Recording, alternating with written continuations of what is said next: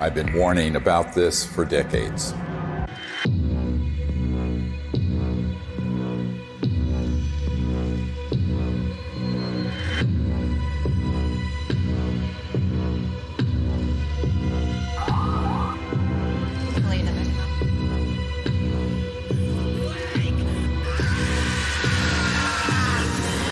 No, not that. This. Speaking of conspiracy theories that actually have truth at the bottom of them, the Corona Relief Bill the President signed last month contains a provision that hasn't gotten a lot of attention. It directs the Director of National Intelligence, in consultation with the Secretary of Defense and the heads of other agencies, to disclose what they know about UFOs within 180 days. So what are they going to tell us? I provided briefings for 4 presidents, foreign heads of state, generals, and a sitting CIA director who later betrayed me. I've seen lives destroyed. William Colby has been missing since April 27th. His canoe was found washed up on the banks of the Wicomico River. Friends murdered. Unthinkable evil unleashed on our planet. All to protect this illegal and immoral secrecy. And nothing I've seen scares me more than this unprecedented moment we are living through. We're in the final hour of an agenda that has been playing out for nearly a century. Centralized monopolies of power in government, the defense industry, and the corporate media are all converging on the same narrative that extraterrestrials are real, they're here, and they're a threat. Those are not weather balloons. Those are clearly autonomous aircraft of some kind that are, as you put it, swarming U.S. military craft. So these are there are 2 options. Under intelligent control. These are craft under intelligent control, and they're flying with impunity, Tucker, within our airspace, and they can outmaneuver, outperform anything that we seem to have. We need to find out who's operating them and also what the intent is. The truth is, we do know who's operating them. Some are indeed extraterrestrial, and they are absolutely not a threat, as you will see. It is, in fact, the secrecy that is an existential threat to life on Earth and beyond, as stated by the first CIA director, Vice Admiral Roscoe Hillenkoetter.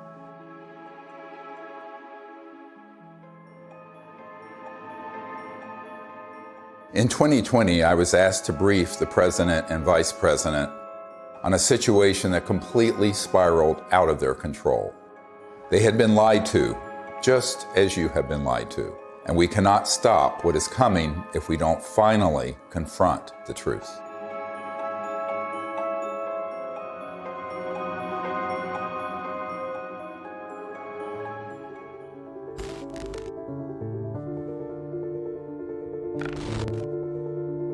This may be one of the most important photographs ever taken. A dissection of an unknown humanoid from sometime in the 1920s.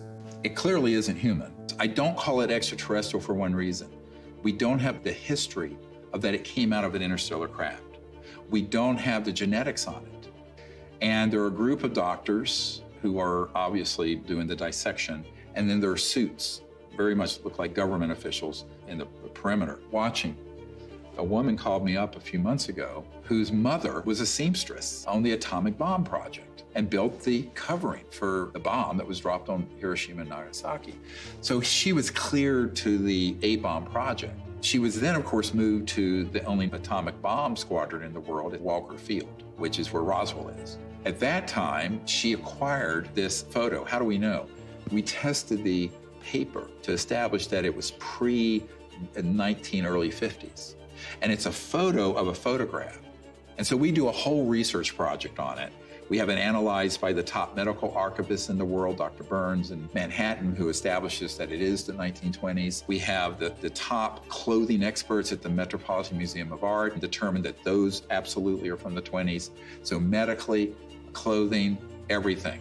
But if it is what we think it is, it means that there had been targeting and retrieval of extraterrestrial material and beings that are 20, 25 years before Roswell. And that opens another whole chapter. Now, the reason I think that's quite possible, I've had members of my team who've been in the vault and in the classified projects who have seen top secret files going back to the late 1800s and early 1900s dealing with ETs and ET craft and beings. So everyone thinks everything happened at Roswell. No, this goes back longer. Think about that. At least 100 years of UFO secrecy. Do you really think this guy, or this guy, or God forbid, this guy, really have a grip on this issue? Excuse me, I didn't mean to fart out of my mouth. They don't. This is why heads of state from around the world come to me, a retired medical doctor, to get the truth about this phenomenon. And sadly, they don't have the power to do much about it once they know the truth. In 2001, I brought together 20 senior military, intelligence, and aerospace whistleblowers at the National Press Club in Washington, D.C., for a press conference that would change the world forever. The men and women who are on this stage and the some 350 additional military intelligence witnesses to the so-called UFO matter and extraterrestrial intelligence can prove and will prove that we are not alone. This marked the public debut of the Disclosure Project and the launch of the global disclosure movement to end UFO secrecy and disclose technologies that would end poverty, climate change, and the use of fossil fuels overnight and transform every aspect of life on Earth. One of the biggest bombshells at that 2001 press conference was the testimony of Carol Rosin, an aerospace executive who worked beside Wernher von Braun, the Nazi rocket scientist who came to America after World War II to work for NASA. Carol received his deathbed confession, a testimony so terrifying that we spent the last 20 years trying to warn about it. Now, here was von Braun sitting at a desk when I first met him, explaining to me that he was told he only had 3 to 6 weeks to live, but that he was going to stay alive long enough to teach me what the real game is that's going on. And it started out when I was in the industry, the Russians were the threat. We had to build space-based weapons against the Russians. And then third world countries called nations of concern at that time. And then the asteroid threat, which I thought was kind of comical that we could just put weapons up there to shoot down or steer an asteroid. And then it leads to the last card. And then he would repeat to me over and over, and the last card, the last card, the last card would be the extraterrestrial threat. He explained to me that there was a moment when we were going to be told that the extraterrestrial beings, that their craft were a threat, and they were not. These craft that have come here are now not UFOs, they're identified flying objects, and we know that they have beings in them. And we have witnesses here who have told you that they can shut down our missile silos. They can stop a rocket going into space that's a test. We have witnesses here who have worked in the classified departments who have the courage to come forward here to support what Wernher von Braun told me back in 1974 to 77. At the end, I said, and it's all a lie. Well, it's still all a lie. The ultimate dream of the dialectical war machine, the military-industrial complex, is to have this war with a potential extraterrestrial civilization. It's their dream of all times. You know, you can roll into place all the kind of strictures of a national security state. You can spend literally trillions of dollars a year on massive military equipment, super high-tech equipment, et cetera.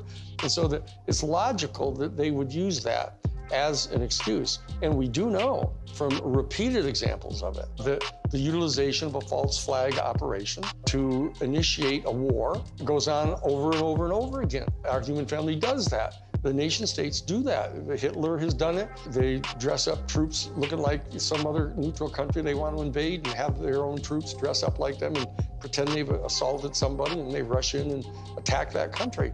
You know, it's gone on and on. Flashback to September 11, 2001.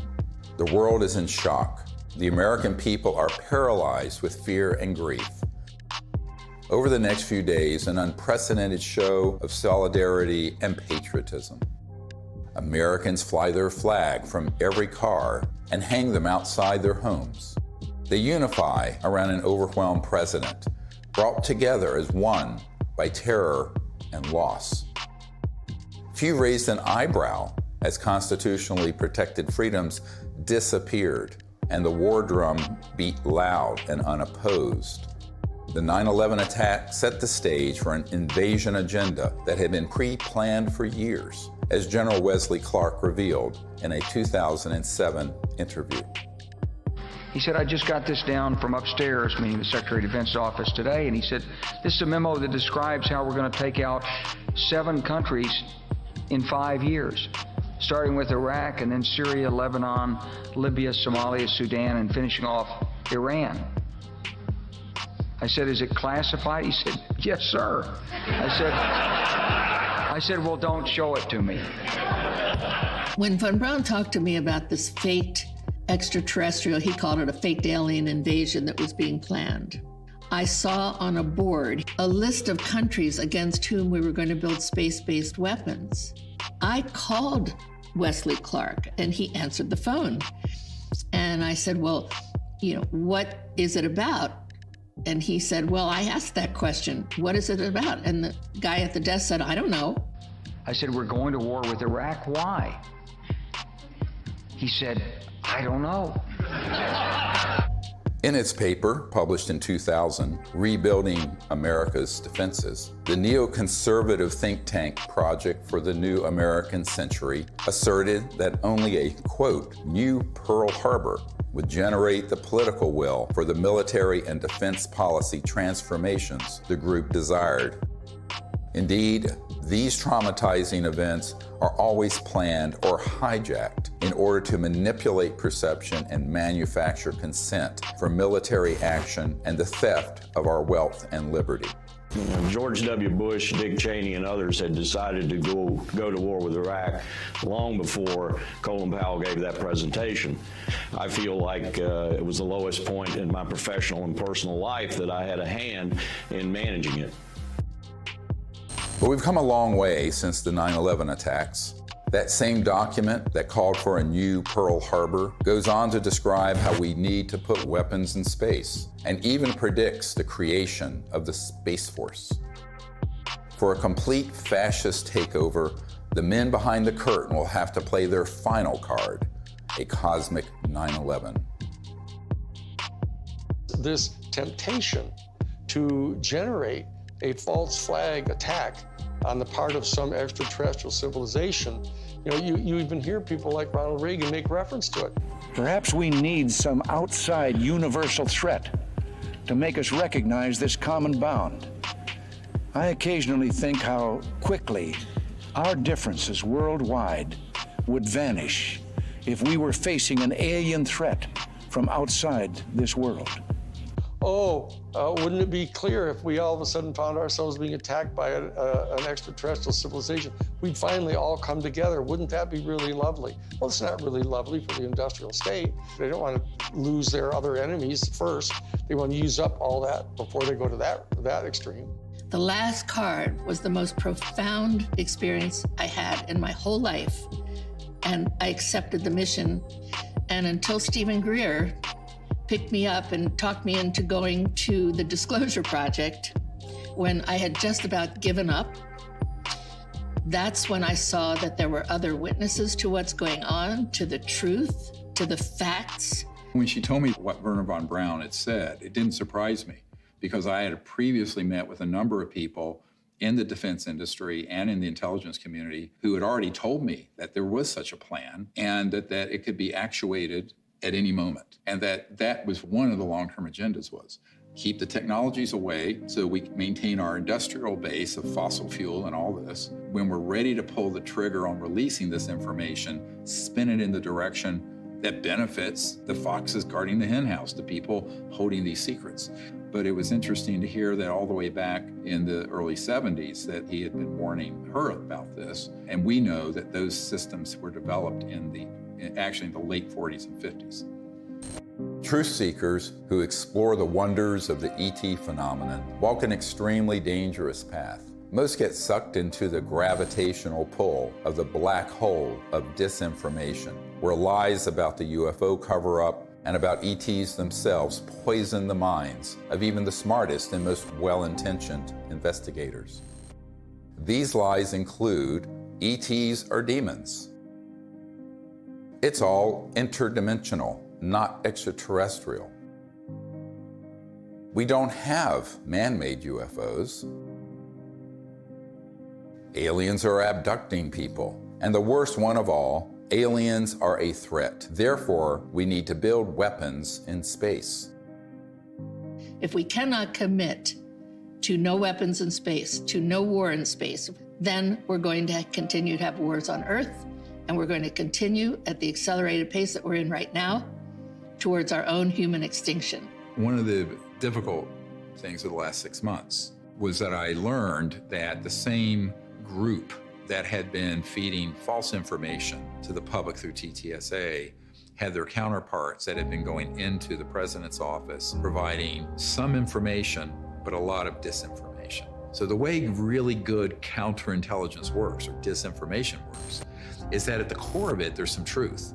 So they'd say, okay, the aliens are here, and here's some evidence, but they're a threat to the national security, and we need to have the Space Force. Wow, Space Force. And they get into this thing called the White House and the national security state, and they're completely at the mercy of the people who are going to brief them, and the ones who are assigned and cleared to talk about this issue, by definition, have been in those clandestine operations. I did a video brief for the president, vice president, and also for President Putin. That the problem is, by the time I had good access, they had already been, unfortunately, quite brainwashed on this, had already taken policy steps that included the Space Force creation and what have you, and then we were running up against the election. One thing is clear, is that the normal constitutional channels that you would think would be in control of that aren't. Presidents that aren't briefed in on this, heads of the Defense Intelligence Agency come in who aren't briefed, and I'm convinced they're not. From talking to them, it's clear they don't know what's going on there. So there's some other structure. I happen to be persuaded by the evidence that immediately after Roswell, when they recovered a craft and bodies from the UFO vehicle, that the Truman administration set up a body that was outside of the normal constitutional framework of our United States government. And it was made up of major elite people that they view as the real power elite. A shadowy government with its own Air Force, its own Navy, its own fundraising mechanism, and the ability to pursue its own ideas of the national interest, free from all checks and balances, and free from the law itself. It's sort of a shadow government within the government, not just in the United States, but all around the world. And the kind of power they have, both financially, technologically, and the means of projecting power militarily, is much greater than anything that the conventional military or the conventional government or the President of the United States has. Eisenhower knew it, and by the time he left office was very upset about it. In the councils of government, we must guard against the acquisition of unwarranted influence, whether sought or unsought, by the military-industrial complex. The ETs actually had reached out to Eisenhower near what's now Edwards Air Force Base, Muroc, and really wanted us to stop disrupting the fabric of the universe with these nuclear weapons and advance in a positive way into space and become part of an interplanetary family, which would have been wonderful for humanity, wonderful for the cosmos. But the people who make a lot of money from war and a lot of control of the populace through fear did not want that. So they circled their limousines and sort of moved aside the good people who would have been arguing for that. And that included Eisenhower. We must also be alert to the equal and opposite danger that public policy could itself become the captive of a scientific, technological elite. The fascist element that is owning most of the stock in the major corporations, especially the oil corporations and the natural gas corporations and the pharmaceutical industry, the railroads, the shipping lines. Virtually all these people are fascists, all during the robber baron era. That's what they did. They laid claim to those areas of our American economy, and they've never relinquished them. Those families and those interests became the foundation of the post-World War II military and intelligence and industrialists. They knew that after we had detonated the atomic bomb, there were ET crafts seen all over, wherever we were doing experimentation or storage or launches or anything, or even research and development. The ETs were very concerned about that for reasons we'll get into. So the military-industrial complex, as Eisenhower called it, became very powerful and developed clandestine, covert, unacknowledged special access projects that eventually moved the president out of the way and pushed Eisenhower outside the inner circle. I tell people that that was the era when the presidency was decapitated. Fascism isn't, somebody wearing, a monocle and 6-league boots with a saber scar, and all that stuff, and strutting around in Nazi uniforms. A fascist is a person who believes that the best way to develop the economic resources of the planet and to distribute them among people is to get a hold of them and have exclusive privileged access to these strategic raw materials, and have the corporations that have access to these strategic raw materials, and to be able to put them through the machinery that they pay for and that they invest in establishing and producing these products and hiring people. And they believe that that's the best way to have their economy function. And so that the instrumentalities of the state, of the government, are put at the disposal of the private interests of the corporations. And that's exactly what was going on in Germany. The Krupps and the ball bearing factories and the IG Farben corporations, all those big, huge corporations in Germany, they were all privately owned. In fact, they were financed by Brown Brothers Harriman and giving the loans to the post-World War I Germany to build them back up. Andrew Mellon had intimate dealings with Hjalmar Schacht, who was Hitler's private banker. And so did Sullivan and Cromwell. This is dirty, nasty history. Oh, invest in Nazi Germany. Hitler's a great guy. He's a Republican. Don't worry about it. You'll make lots of money. And then Standard Oil, through straw man in Portugal, all during the war. Business thrives during war. You know that. It's a racket. That whole concept of fascism, and it's a word that gets totally misused because people somehow conflate it with just authoritarianism. But it's a very narrow definition, and it's an accurate definition of what it was that the Central Intelligence Agency was doing, actually promulgating the private interest of the major corporations. And they were putting at the disposal of the interests of those corporations all the instrumentalities of the United States government, most importantly, the military and their intelligence operations and their covert operations. We're keeping the oil. We have the oil. The oil is secure. We left troops behind only for the oil. Because they basically believed that what's good for General Motors is good for America. And it was an entire theory of economic development. And so that they viewed anybody who interfered with that in any way at all as an enemy of the United States. And so that's how the national security state got really established and institutionalized. And so that when they encounter an event like Roswell, where this extraordinary technology crashes, they realize that there's this extraterrestrial civilization that's got this technology that is way beyond anything we've got. Their instantaneous response to that was, let's get it for us. And that we'll have it, and it'll give us this overwhelming advantage over any of our adversaries that are threatening our world dominion, or our, what they call full spectrum dominance, was their actual term that they used. My granddad and I, when we were talking, I'll never forget it. He said, he was talking about Patton. And of course, he said, I was in Czechoslovakia with Patton in April of '45. And I thought, oh, that was neat. What did you do? And then he's like, well, Patton had to secure a lot of the stuff that the SS had. And I said, oh, that's interesting. And they said, well, we went into this warehouse and there were all these exotic, jet aircraft, rocket engines, parts of the V-2 and maybe a V-3, I don't know. And I said, oh, that's interesting. And he says, I saw a disc-shaped aircraft. And I said, oh, is that the one they built that had the BMW jet engines and the Arado ones in a circle, and it didn't really work and everything like that. And he said, no. And that was it. And so they began to take this in, and they started declaring it to be this huge national security state secret, because it was, other than the nuclear bomb, it was the ultimate potential weapon. And so they wanted to be able to use it at their disposal for their private benefit. That fascism and the fascistic proclivities of these big industrialists and very powerful people, they know they really can't control 8 billion people unless they first control their minds and their beliefs and their attitudes. As Nazi war criminal Hermann Göring said at the Nuremberg trial, the people can always be brought to the bidding of the leaders. This is easy. All you have to do is tell them they are being attacked and denounce the pacifists for lack of patriotism and exposing the country to danger. It works the same in any country.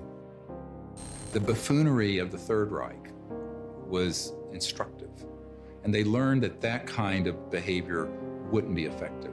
So they went subterranean. They went covert. People don't understand. We won the battle of World War II. We did not win that war.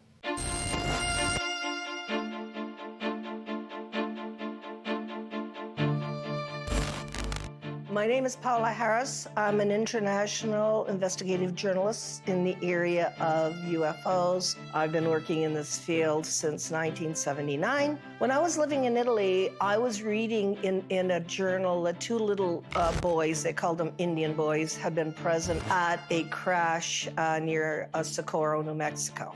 And I was wondering why none of my colleagues ever followed up on that. So when I came to the United States, Destiny had it, that I was able to locate one of the men, Remy Baca. He told me in detail that they had witnessed this crash, these two little boys, in 1945.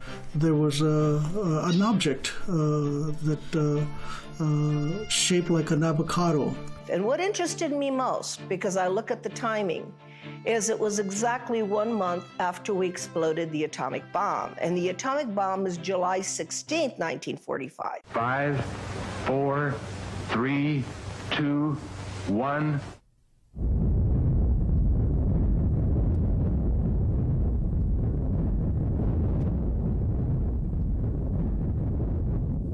And they actually went up to the crash site and saw 3 beings. They were tall and thin, they had long arms. They had said they looked like a standing fire ants. One of the witnesses said he thought they were hurt because they were screaming, and the witness was 9 years old, so he wanted to go in and help them. I had these feelings that were being projected from them to me through my mind. I could feel what they were feeling, pain, anxiety.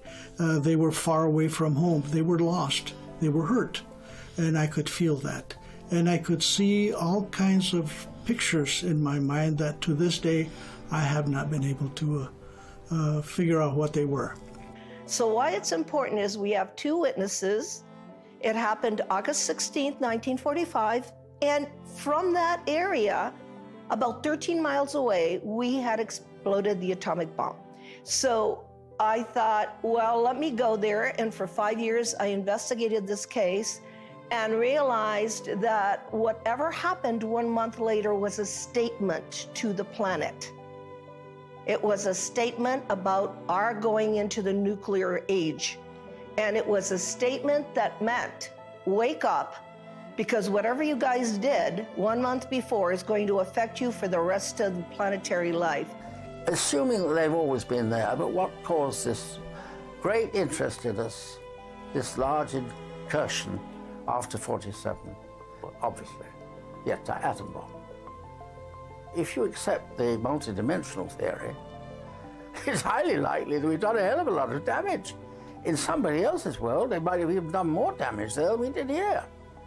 We kicked the hornet's nest because we actually were doing more damage in those other dimensions and worlds than we were doing here. Step in the shoes of a generic extraterrestrial who's tied into a civilization that's interstellar capable. And you are observing that in one person's lifespan, 100 years or so, we're going from guns and maybe cannons and a machine gun in World War I to thermonuclear weapons, then into the space age, then these clandestine and covert unacknowledged projects develop weapon systems based on studying extraterrestrial systems, and then beginning to put them on satellites, on aircraft, and on ships, and on land-based systems. So the ETs are sitting back and looking at this in its aggregate, and now we're decades into the solutions for poverty in the environment, decades into the ability to have a new economy that would be just, and also would be a space economy. We could be out in space peacefully. We're decades to when we should have ended the war to end all wars was supposed to be World War I. What have we done? One war after another. Now they want to launch the big one, this final card that Wernher von Braun spoke of, interplanetary war, by hoaxing an alien threat. So these civilizations are really quite appalled, frankly. And at the same time, we're using weapons like atomic and nuclear that disrupt the fabric of the universe, and their worlds are affected. We knew the world would not be the same. Few people laughed. Few people cried. Most people were silent. I remembered the line from the Hindu scripture, the Bhagavad Gita. Now I am become death, the destroyer of worlds. I suppose we all thought that, one way or another. I am death, the destroyer of worlds, plural. Worlds, plurals, not just this planet. So it got to me that Oppenheimer knew right well that they were having UFO visitations, that someone was interested, and I had in my possession already the MJ-12 documents that are on Ryan Wood's website. A letter from Robert Oppenheimer and Einstein addressed to President Truman. It's called Relationships with Celestial Within Our Bodies. When you say relationships with celestial bodies, and you are calling whoever was over that area cultures, you're not really talking about any kind of hostility. What you're talking about is more integration. So that whole document said, what do we do with this problem? Do we communicate with them and treat them like they're another country?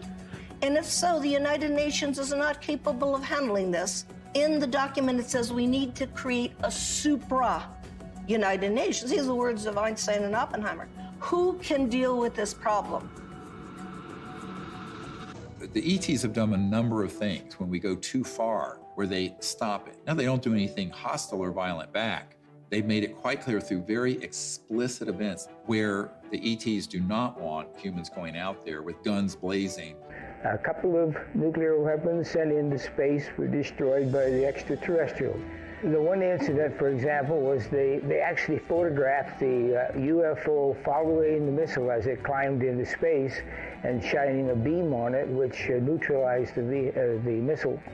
And that is their major concern, is to preserve the integrity of the Earth, because it affects their own system. The very end of the 70s and the early 80s, we attempted to put a nuclear weapon on the moon and explode it for scientific measurements and other things, which was not acceptable to the extraterrestrials. And what happened? They destroyed the weapon before it got to the moon. The idea of any explosion in space by any Earth government was not acceptable to the extraterrestrials, and that has been demonstrated over and over. And what's the consequence? How is that demonstrated? By the destruction of any nuclear weapons sent into space. If they were hostile, they would have just eliminated all that testing. They don't. I find out that is not the way they operate. They warn. They say, what the heck are you doing to your beautiful planet? And you have a choice. We have a choice. We can listen, or we can let it happen. If people are watching the media right now, they're not hearing about the peaceful extraterrestrial craft. What they're seeing are released, supposedly leaked documents, leaked videos, much of which is not even true. They're not real. It's faked right there. And it's being presented in a format that is to cause fear, to make us see the crafts and the beings as enemies. There's no question whatsoever that the elite that are in charge of the national security state infrastructure, both the official infrastructure and the unofficial infrastructure, are in fact not only fascistic in their economic vision, but they're racist. I'm telling you, when you see the documentation that goes on inside the Third Reich, in the courses that they were teaching at the thing called the Ordensbergen. The Ordensbergen was this series of 4 castles where they trained the SS people, and you get access to their documents where they're talking about this eugenics and everything. Why is it that they hate the Jewish people the way they do? And people don't have any idea. People got some weird, distant ideas about this, mainly because we allied so closely with the fascists, even immediately after World War II, that they suppressed all of this information about them. And so people don't really know the details of what their thinking was. But the bottom line is that this issue of racism runs extremely profoundly deep in this elite, white, male, Caucasian elite that owns most of the stock and shares of the major corporations and are the promulgators of this fascist ideology, right? And these are the people that were put in charge of the UFO program right from the beginning. Many people who would consider themselves New Age and into all this stuff fall into these camps of, well, there are the good aliens and the bad aliens. And the good aliens almost always look like someone from Norway. And the bad ones have different features or maybe darker. I'm going, this is racism. You just call it out what it is. This is absolutely racism extrapolated into an interspecies level. Not just racism, but speciesism, which is even deeper. We have to try to overcome this. We have to train ourselves. They're hoping that we as humans evolve out of this mindset of ingrained racist tribalism and not go down the path that these covert interests want us to do and extrapolate into space, push out into space the racist world we've had. I call it exo-racism. Justification for war or genocide always begins with dehumanization of the enemy. For example, as part of their anti-Semitic propaganda campaign, the Nazis revived the centuries-old blood libel, the allegation that Jews murder non-Jews, especially Christian children, in order to obtain blood for the Passover or other rituals, in order to lay the foundation for a false flag alien threat. The national security state has engaged in a similar propaganda campaign for decades, a cosmic blood libel. The national security state apparatus and their media allies have been flogging that particular theory that these extraterrestrial civilizations are all here to eat us or to take over our planet and rape our women. There's a whole scenario that's always gone on the part of authoritarian warrior states, about the ultimate other, the Hun. 95% of all of the movies that have ever been made about extraterrestrial life have portrayed them as hostile and dangerous to us, and it sells in that way. I don't know why people watch those movies. But on the other hand, I don't know why people watch cage fighting either. When Unacknowledged went viral and got hundreds of millions of people to see it, within months, they stood up the TTSA with Luis Elizondo, who is a famous disinformation operative in the Pentagon, at least amongst intelligence officials that I've met with, and others who are well-known disinformation figures within the UFO subject. That began the whole process of trying to pull the narrative back to, gee, we don't know what these are, but here's the evidence that we're, quote, leaking, which wasn't a leak, it was a controlled release. And then they hit the button, so the mainstream media that will take dictation from the intelligence community begins to cover it in the New York Times and CNN and every network around the world. Whereas the Disclosure Project has 100 times more direct military witnesses and better evidence. And they wouldn't touch it because it doesn't have the threat narrative attached. It doesn't have the agenda attached. The UFO threat is being exposed by this former Defense Department official.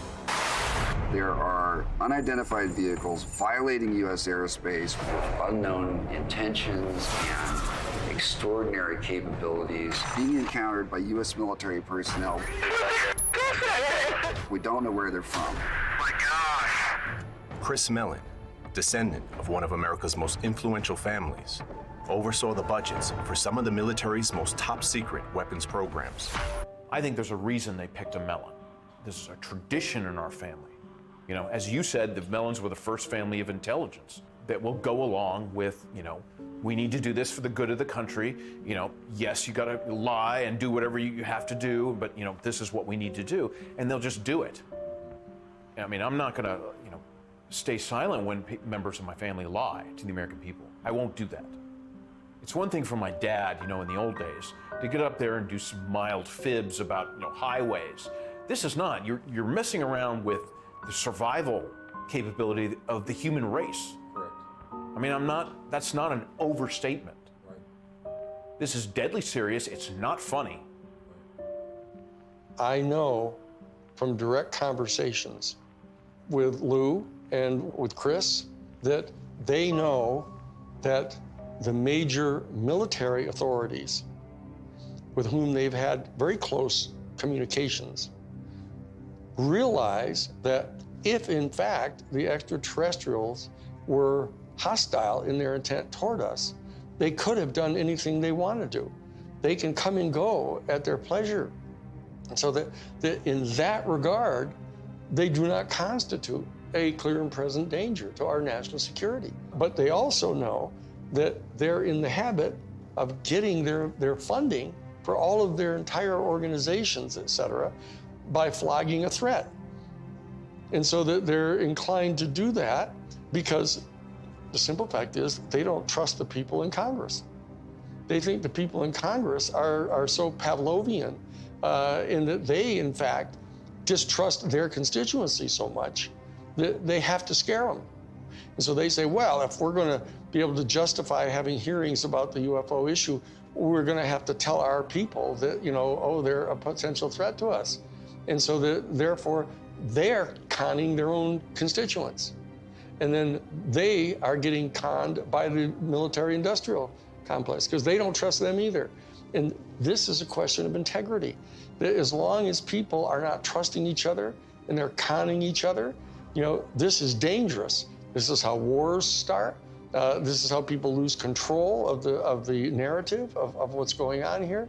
Those of us in the CE5 community, et cetera, need to establish some kind of level of discourse with Lou Elizondo and with Chris Mellon. All they have to do is know that we're obviously sophisticated enough to know that what they're saying publicly, they know isn't true.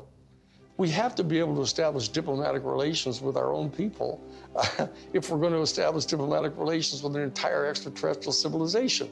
And so that we can't just degenerate into the same kind of low consciousness bullshit, you know, that we're afraid of. The facts about UFOs are so much stranger than the lies that you discredit yourself simply by telling the truth, especially when it comes to so-called alien abductions. Perhaps the most devastating aspect of the cosmic blood libel is the hoaxing of alien abductions by humans in order to create a culture of fear towards extraterrestrials. Dozens of insiders have confessed this secret to me, but it wasn't until 2016 that I was able to get one of them to say so on camera. We did do that, yes. OSI did that. There was a special group out of the 7602nd Air Intel Wing at Fort Belvoir that came out and did that. They had these people that had maybe some sort of defects, anatomical defects that were brought in to fool people into thinking they're aliens. Yeah, I can't give you any specifics because it's still, the program is still classified, and they're probably still doing it. I wouldn't doubt it. They were still doing it. These civilians got onto the base and got into something, and they saw something they weren't supposed to see, and this group came out and went into their home and scared the dickens out of them and staged an alien event. Exactly. We have these technologies. They are being used in false flag operations where they hoax events. And the purpose for all of that is a sort of psychological warfare, as it says in the CIA document I have, the director of the CIA saying the UFO subject is very valuable for its psychological warfare potential. And that is a very interesting thing to be written in 1953, right? And what does that really mean? Well, it means that the long-term defense strategy from the late 40s and 50s forward was informed by eventually using this last card to consolidate sort of a global, totalitarian military control of the population. Could it be manipulated purposely by people who have the technology to simulate UFO sightings? And people say, well, of course not. Who would do a thing like that? Well, I would remind you that during the Watergate investigation, it was discovered that there was a plan originated in the White House to surface a submarine off the coast of Cuba and paint the second coming of Christ over the island of Cuba using holograms. Which is well within our technology today. The idea was that since there is a large Catholic population in Cuba, they would be so upset by this vision that this would saturate the communication channels, the telephone system in Cuba, long enough for an invasion to take place. How interesting. I never heard of that. Well, I think that's a classic in psychological warfare, but that kind of manipulation is well understood. And I have personally investigated several apparently genuine UFO cases where there was, in fact, manipulation. My conclusion, the conclusion of scientists working with me, was that there was, in fact, a manipulation taking place and that it was not a hoax on the part of the witnesses, but a hoax on the part of somebody much better organized than them. In Vallee's book, Forbidden Science 4, he describes a smoking gun document that confirms what Doty said. In an entry dated Thursday, 26th of March, 1992, Vallee writes, "I have secured a document confirming that the CIA simulated UFO abductions in Latin America as psychological warfare experiments. We reached out to Dr. Vallee and asked him if we could publish the document in this film. He refused and tried to blame the producers of this film for his decision to not release it. Unfortunately, others in the UFO research community have similar evidence of this cosmic false flag, but are afraid to come forward publicly. This lack of courage or integrity, or both, is precisely why the secrecy persists." I also asked Richard Doty about the last card scenario, using the military lingo for false flag, deceptive INW, which stands for Deceptive Indications and Warnings. Have you been exposed, or did you come across in your career and your network the false INW or the Deceptive Indication and Warnings projects related to this? Yes. And what did you find out about those? That's pretty hush. I don't think I should talk about that. Yeah. I mean, that's when I briefed the head of the Defense Intelligence Agency, that was the main subject. That is, that's very sensitive. Yeah, it's very sensitive. Yeah. Extremely. Yeah. So we'll just pass that question on.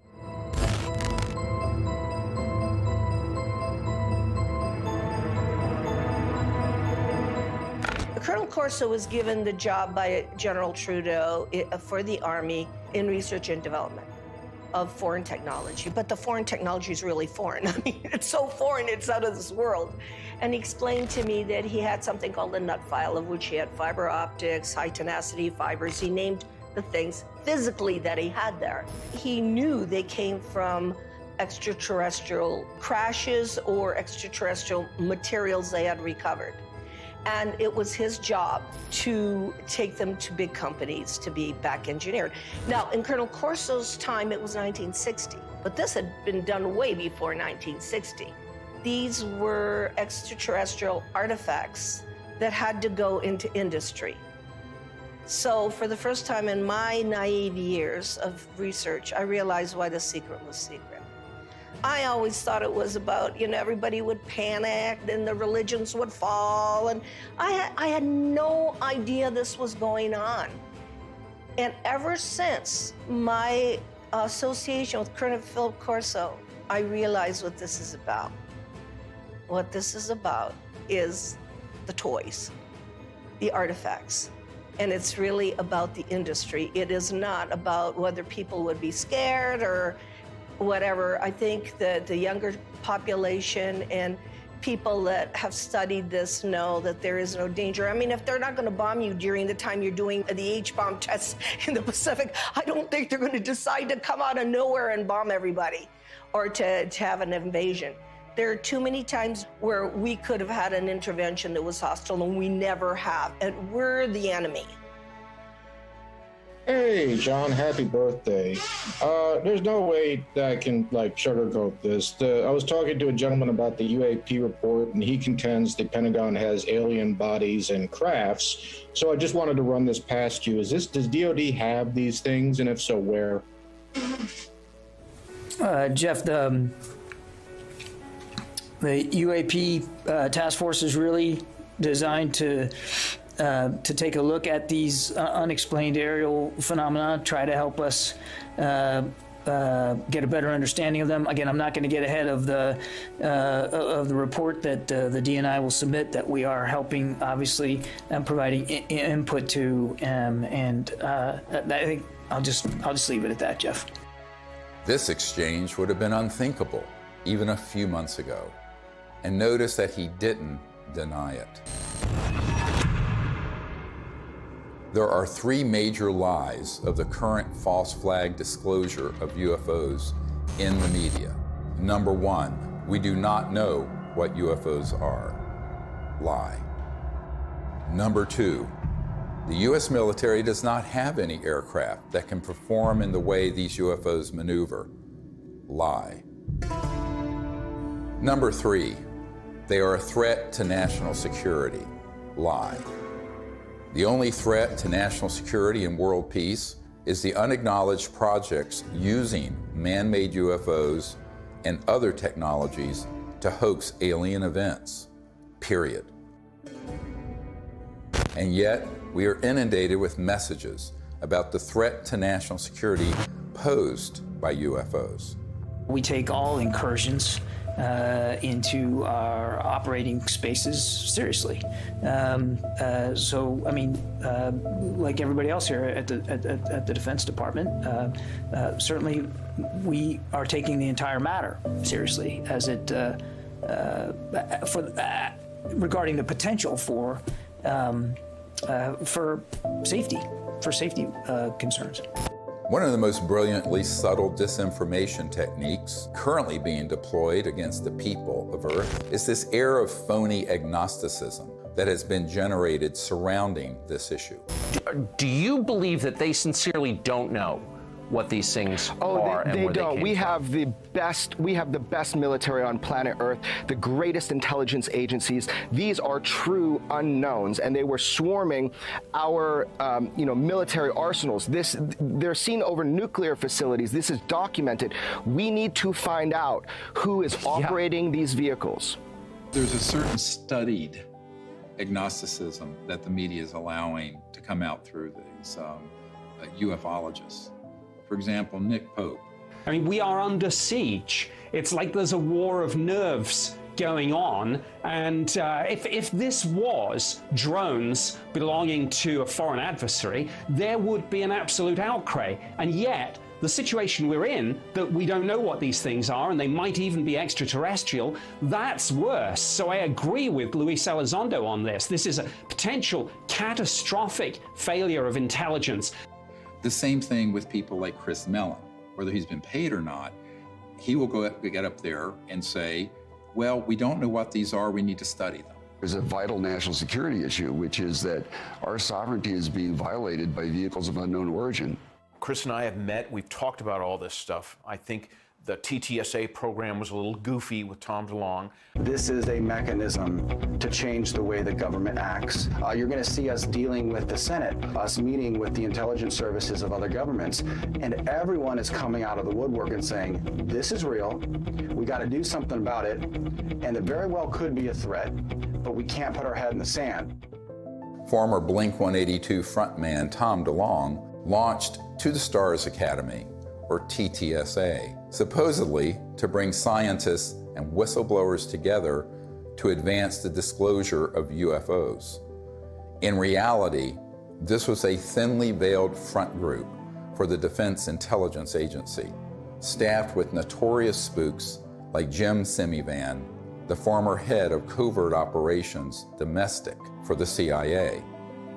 All of a sudden, the same media outlets that historically ridiculed this subject started fawning over DeLonge and his entourage of disinformation agents, and always with the specter of an alien threat.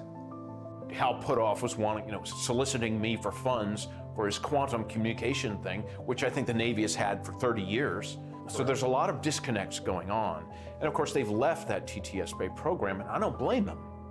I think it was a shit show. And some type of CIA, quasi-psyop, something. And I don't think anybody was really excited about it.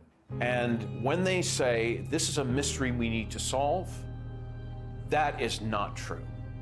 As you and I know, the US military, especially the Navy, has reams of information on every shape of craft, where it's from, who's driving it, what they're up to, Forget it. It's just been going on for 70 years. The military-industrial complex is not stupid. Neither are the branches of the military. They know exactly what's going on. I think Chris means well. I really do. I don't think he's one of these guys, that's going around here, I'm going to fool the public and get paid for it. He doesn't need the money. I don't need money. We don't need fame or money. That's the last thing a melon wants. I'm telling you. And of course, TTSA even had a Lockheed Martin Skunk Works engineer who said, we need more money to study this because we don't know how these operate. In 1984, I got my chance to go to the Skunk Works. I'm working on things that defy imagination. Meanwhile, we published a letter that was written to Ben Rich, the head of the Lockheed Skunk Works. And the person writing was a friend of Ben Rich and said, are these UFOs ours or extraterrestrial? And Ben Rich writes back, they're both. He acknowledges that they are both extraterrestrial and ours. Now, this is not some ufologist. This is the head of the Lockheed Skunk Works, the premier aerospace engineering entity arguably in the world. Another man exchanging letters with Ben Rich was military aerospace historian James Goodall, who was Rich's pen pal and confidant for 25 years. I met Mr. Goodall in April of 2021 at the 20th anniversary of the Disclosure Project, which we celebrated in Scottsdale, Arizona. He was dying of esophageal cancer. This is the mid-90s. He'd already retired from Lockheed. And I tracked him down. He was at USC Medical Center near the end of his life. And we were talking about John Andrews and some other stuff, and we started talking about UFOs.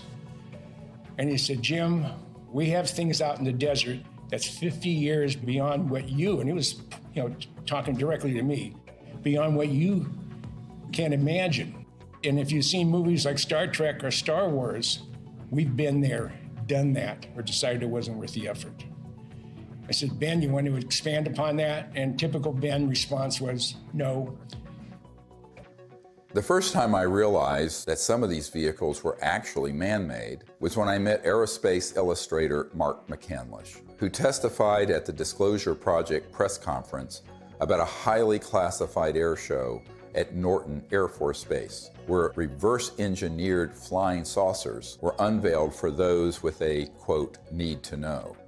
A male staff member in Congressman Brown's office not only confirmed the exhibit, but the fact that there were 3 discs at that exhibit. These discs were hovering off the floor without any visible means of support. They were referred to as alien reproduction vehicles, also nicknamed the flux liner because they used high voltage electricity. This is a diagram that I made based on a sketch that Brad Sorensen did for me in rough form shortly after he had his sighting, and subsequently cleaned that drawing up and made it much more accurate. And that's the drawing that Dr. Greer is holding there now. Later on, I obtained photographs that were taken in 1967 by a military pilot, Harvey Williams, flying a C-47 for the Air Force at 12,000 feet, approximately 25 miles southwest of Provo, Utah. This particular vehicle matches the so-called ARV in all proportions and respects in terms of the detail of the shape of the craft. News articles from the 1950s describe how we were on the cusp of unlocking the secrets of gravity, which would unleash a technological revolution. But suddenly the articles stopped without explanation. This is the point where we cracked anti-gravity technologies and it went totally covert. And this Tic Tac, the word is, it's Lockheed Martin. It's the successor to the TR-3G Black Triangle model. Elizondo just will talk the bark off a tree. He goes in circles. He's a great counterintelligence guy. I'd love to get into a debate with him, but of course that's never going to happen. Well, this is a document that was obtained through the Freedom of Information Act, and it demonstrates quite clearly that we have had issues with these, if you will, these UAPs or UFOs in the vernacular for at least 70 years, at least since 1950, probably earlier. And this is official U.S. government correspondence. This isn't some eyewitness report from a civilian. This is official government documentation from military personnel to very senior military brass. And what it says is very quite compelling that, look, we've had a lot of military and intelligence eyewitnesses, to include special agents and scientists, and all of them are seeing these things. And more importantly, the frequency has occurred on a regular and continuing basis over sensitive U.S. military facilities. And this has been occurring, Tucker, again, since 1950. The U.S. government has finally admitted that this is not some sort of secret U.S. technology. Quite the contrary. Over the years, dozens of defense and aerospace industry insiders have briefed me on what they were really working on at places like the Lockheed Skunk Works, going back to the 1940s and 50s. Many of these man-made aircraft have been spotted by thousands of eyewitnesses and become part of the UFO lore, indistinguishable from actual ET craft. These rogue, covert operations within the military-industrial complex stage thousands of sightings, abductions, mutilations, and disturbing encounters with our public-facing military, knowing these incidents will be mistaken for ET craft. This confusion between what is extraterrestrial and what is man-made is essential for pulling off a false flag that would be blamed on aliens. This is from 1983, Hudson Valley, very famous cases, many witnesses to these transformer-sounding objects, and underneath, when they were close, you can see superstructure and tubes and other things. That is not extraterrestrial. Now, have there been extraterrestrial vehicles of boomerang and other shapes? Yes. But where do you think they get the idea? And also, how else do you create a false flag? You have to create structures that would be believably not aerodynamic. Some of them are kind of hybrids. They'll have some conventional propulsion as well as electrogravitic, and they all have structural, superstructure components that are clearly a man-made machine, not an interstellar vehicle. This is 1989 in Belgium, that you can see all the tubes and structures underneath. Again, this is global. These are also well-known platforms. You can basically, once you get your lifter system in place that causes mass cancellation, you can create any kind of air structure around it. And it doesn't matter if it's aerodynamic or not, because the way it moves, it moves, let's say, the molecules of air around it. So it's basically moving an electromagnetic field effect. So there's no resistance and there is no sonic boom. That's man-made. We've had it for decades. This one is great because it has, if you look at the underside, there are the girders and the structures. And the people under it could see that and could see the light in the center and the three on the end. That is man-made. There are extraterrestrial vehicles that are triangular and that are saucer-shaped and that are other weird shapes. So to make things complicated here, how are you going to know? Well, you got to be close enough to it to see. And if you can't see the superstructure detail, you're not going to know whether it's extraterrestrial or not. This is from Southern Illinois in 2000. They went from animal mutilations being staged by clandestine human organizations to these were doing human vivisections and killing humans. But of course, they wanted everyone to believe the aliens were doing vivisections on people. No, it wasn't. Which ones are man-made and which ones are extraterrestrial beings? Dr. Greer is figuring this out. We've got to listen to this information. These are facts. This is not rhetoric. And then we've got to be able to apply it. We're taught to be afraid. We're taught to fear. We're taught to fear extraterrestrial beings. Really? Get over it. Meanwhile, you have people who would purport to be experts in UFOs going on Fox News and other news outlets saying, we don't really know what these are. It's a big mystery. They've lied by omission. And when they say it's a mystery, that's a lie. Okay, I'm sorry. But that, I'm not on board with that. And that, But they have to know that's a lie. Right. So they do. And I think, it's obvious. So, that's why I'm giving this interview with you today. I mean, I've had enough of that. I had enough with my dad. Was he a liaison to Majestic 12 as a magic member? Probably. He probably had 2 pages of the UFO file. Don't worry about the rest of it. Just need 2 pages are all you need. Okay, yes, sir. And Chris is going, yes, sir, too. So those people are very studied agnostics who act like we don't know, we don't know, we don't know. And that's why they're given an audience. If they were actually to say, here's what they are, here's what they're doing, which is what a truthful disclosure would be, they would be banned off those networks. I don't think I've ever spoken to anyone who has seen more reports, paperwork, photographs, interviews as you on this topic. Has there ever been a confirmed extraterrestrial ship? We'd have to say no. We'd have to say what's confirmed is that we don't know what this, let's call it a ship or an object. We don't know what it is. We can just say what it isn't. Right. And you can ask yourself, well then what, and of course what we call the extraterrestrial hypothesis is a valid one. I mean, maybe it is from some other place in the universe. In the axis of disinformation, Leslie Kean is the original shameless opportunist of ufology. Over 2 decades ago, Leslie embedded herself in the planning and execution of the Disclosure Project and then betrayed our trust by hijacking our top secret witnesses and case studies and repackaging them.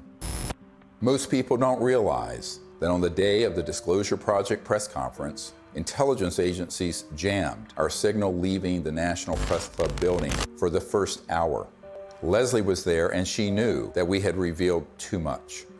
She adopted this fake agnosticism so that every door to mainstream media outlets would be open for her.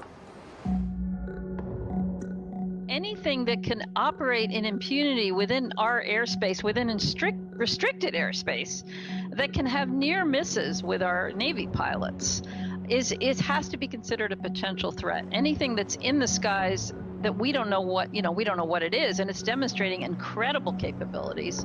The only way the Department of Defense is going to deal with it is to see it as a potential threat. Anything that enters an airspace that's not supposed to be there is a threat. After receiving classified briefings on UAPs, Senator Marco Rubio called for a detailed analysis. This past December, while he was still head of the Intelligence Committee, he asked the Director of National Intelligence and the Pentagon to present Congress an unclassified report by next month. We've gone this way before. There have been many initiatives. Gerald Ford, when he was a congressman, held hearings, went nowhere. The whole window dressing of Project Blue Book, and then that was just really a publicity stunt by the Air Force. And most recently, the $22 million that the Pentagon spent on this Bigelow aerospace study. I had a Zoom meeting this summer with General Herbert, the chief advisor to Senator Harry Reid, and they authorized this funding. After spending $110 million, maybe more than that, because it was a 6-year-long program, where's the beef? What's the results?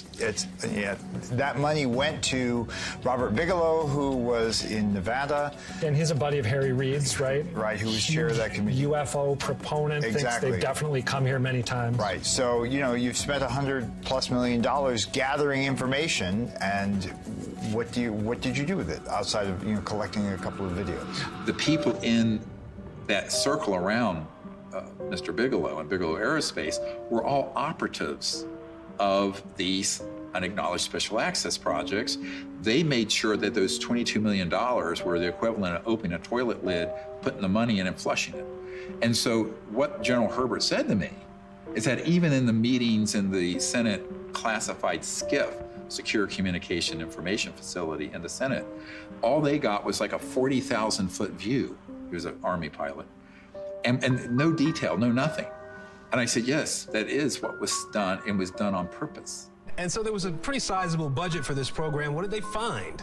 Well, I mean, basically what they did with that budget is a lot of different research to try to document what was going on, to try to understand the physics behind how the objects, move around, and then to just keep records of what they were observing. But they haven't been able to find what they are, where they're from, or anything like that. And I said, do you feel they were holding back? He says, oh yeah, a lot. And we were very angry about it.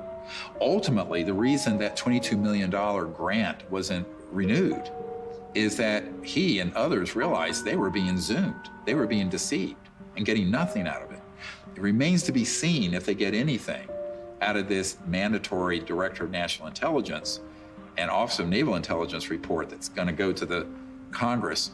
I think that the more information that's in it, it could be even more dangerous than nothing, because I think they will cherry pick cases that they will spin as evidence of a national security threat. And that's what's been ramping up in the media. So my concern is we need to get ahead of that curve and release to the public this information with the evidence and everything we're presenting, so that people at least ask the critical question: is that report full and accurate? And is it even the truth? I think we need a lot of skepticism. If it's coming out of the US government or any other government and the mainstream media, until proven otherwise, it is cherry-picked information and someone has an agenda because they've hit the button, the go button with the mainstream media to cover it in a very specific way that does not redound to the benefit of the human race. Von Braun gave me the idea that we should have a bill in the Congress and it should have a matching treaty. Well, we did for a while, but in the Congress it didn't work, not in this country. So I went international, and international is where I found some intelligent life that was really willing to create an agreement, a treaty, to prevent the placement of weapons in outer space. Да, наверняка инопланетяне в той или иной форме и в том или ином образе присутствуют на планете Земля, потому что из миллиардов галактик, по теории даже вероятности, не может организованная разумная жизнь существовать только на планете Земля. Но пока инопланетяне своим присутствием не нанесли никакого ущерба землянам, инфраструктуре и вообще живым организмам на Земле. Поэтому говорить о том, что есть инопланетная угроза, это, наверное, не соответствует реальности. The beauty of having these Russian generals come forward and say this is that we've had a lot of, like Colonel Corso and others, come forward with evidence. Now we have these senior people in Russia And we need more countries to do this, where they unshackle their leaders who know the truth of this and speak the truth to the world community. Now, if you listen to a lot of people, you hear, there are already weapons in space, blah, blah, blah. But the fact is, if anyone reads this treaty, which is hard to get them to do, it's on peaceandspace.com, then you will start to see, and it does tap people, along with the treaty, CE5 events where people can actually have an experience. What more do we need? Well, if you're listening to the scientific method that's been taught to most of us, there's no evidence, we're still looking for it. That is ridiculous. What about the people like me, like Dr. Greer, like 900 other witnesses? What about them telling the truth, risking their lives? The courage that it takes to do this, I haven't had it until now. There is another path, just outside the gravitational pull of that black hole of disinformation. It's the path I've spent my whole life fighting for and protecting. It's the path that leads to enlightenment, world peace, and the realization of technology so advanced that to us, they would seem magical. This is the path of truthful disclosure and peaceful relations with our brothers and sisters from the stars.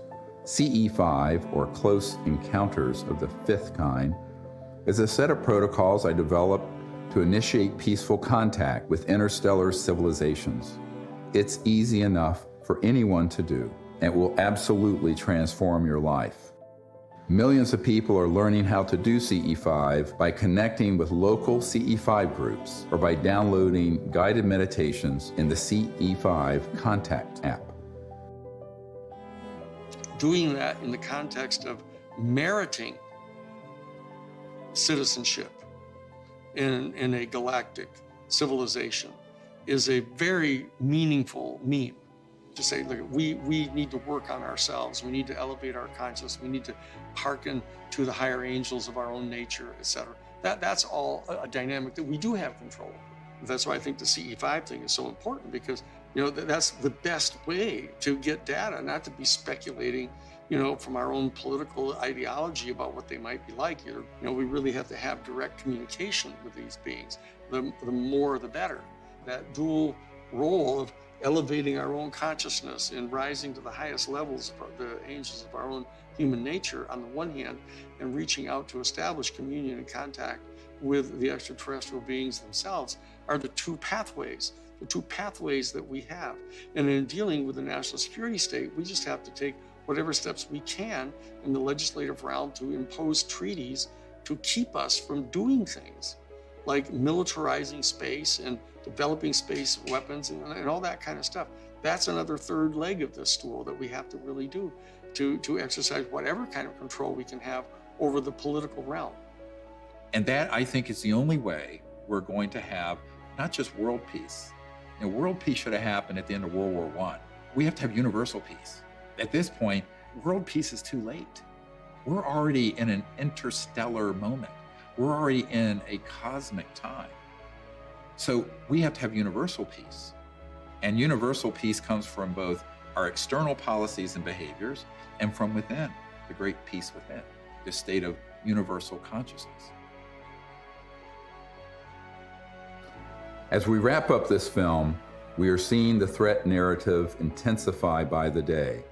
Language like, "We need to stop trying to contact aliens," seems to confirm my long-held suspicion that CE5 would be blamed for a staged alien attack. Do not believe this lie. This isn't entertainment. This is our survival.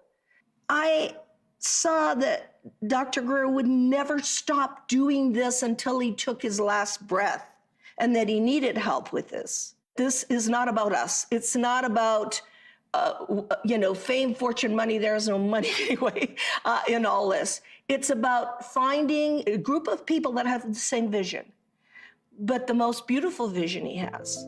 And I've attended so many CE5s, is that he has found a way, a non-hostile way, to communicate with who's ever out there, because whoever's out there is depending on him to change this situation.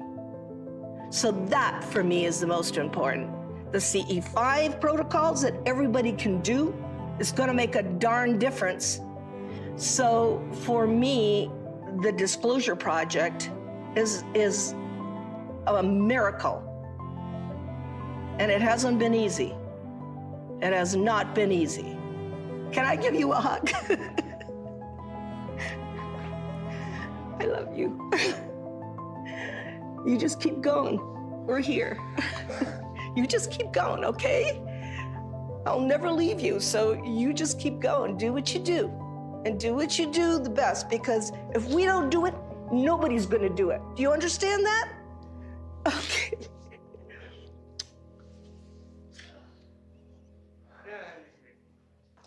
Yeah, okay, can I go outside and get some sun?